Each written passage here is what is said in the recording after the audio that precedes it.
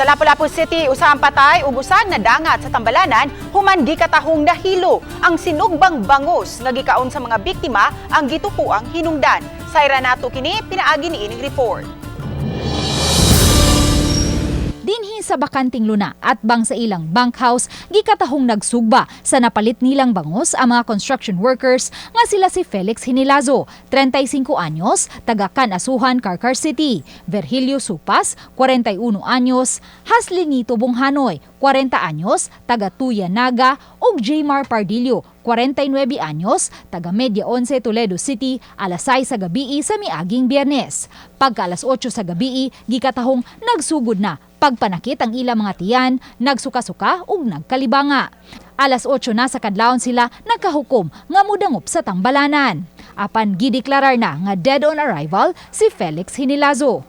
Na-admit si Virgilio Sopas sa Tambalanan samtang sila si Pardillo ug Bunghanoy nakagawas radayon. Mato ni Police Major Ramil Dugan, ang gisugba nilang isda nga mo'y ilang gisudan sa panihapon, ang gituhuan nilang hinungdan. Pumili sila ng isda, yung doon lang sa tabi-tabi, sa halagang 30 pesos. Nagtipid siguro, yun, bumili silang 1 kilo, tapos krinelit nila, tapos kinain nila. Ayun, pagkaganda ng alas 8, nagkaroon na sila ng,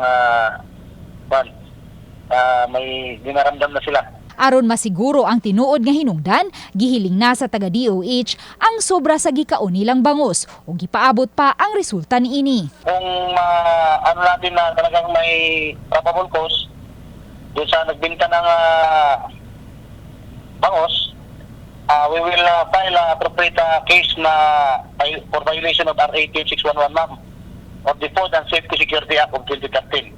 Gibisita si GMA RTV Balitang Bisdak ang construction site apan na mauli na ang mga construction workers ug ang haya sa nakalas gidana sa ilang dapit. Mato ni BFAR 7 Director Alan Pukita, adunay duha ka posibilidad kung nganong nahilo sila sa ilang gikaong bangus. Either sa pag-prepare nila ang ilang gigamit unsa da nga makahilo ang sa whatever or katong manusa nakuha pinagi sa hilo nga gikaon ko na sa tinay. Uban ni Marlon Malgazo, Luan Narondina, Balitang Bisdak.